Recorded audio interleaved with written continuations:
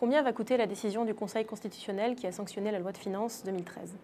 Le gouvernement maintient ces chiffres. Il a précisé que le coût serait autour de 400 à 500 millions d'euros.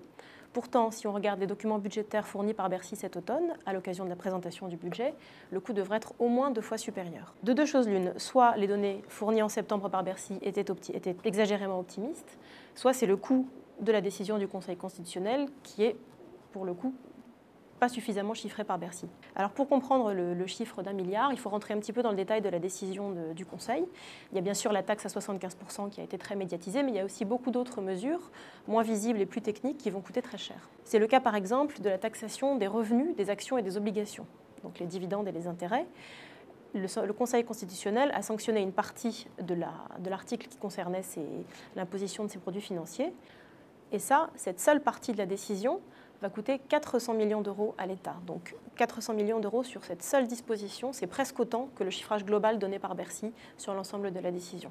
Ça, ce sont des chiffres qui sont publics, qui étaient dans ce qu'on appelle l'évaluation préalable de la loi de finances 2013, chiffre que Bercy n'a pas rappelé ces derniers jours.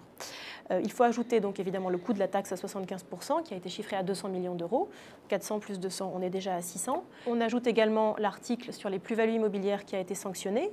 Cet article devait rapporter 180 millions d'euros, donc ce sont autant de recettes budgétaires en moins, 200 millions de plus, on est à 800 millions. Enfin, on a l'article qui concerne le plafond à 75%, dont le mode de calcul va être revu. Ça, selon les documents des rapports parlementaires faits à l'occasion de l'examen du budget, ça pourrait coûter 100 à 200 millions d'euros. Et puis enfin, il y a d'autres petites mesures que le Conseil a annulées et dont le chiffrage pourrait dépasser 100 millions d'euros facilement. Donc on voit qu'on arrive en fait assez vite au milliard d'euros.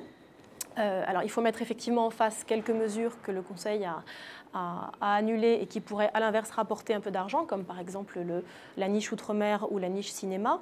L'avantage fiscal a été raboté par le Conseil.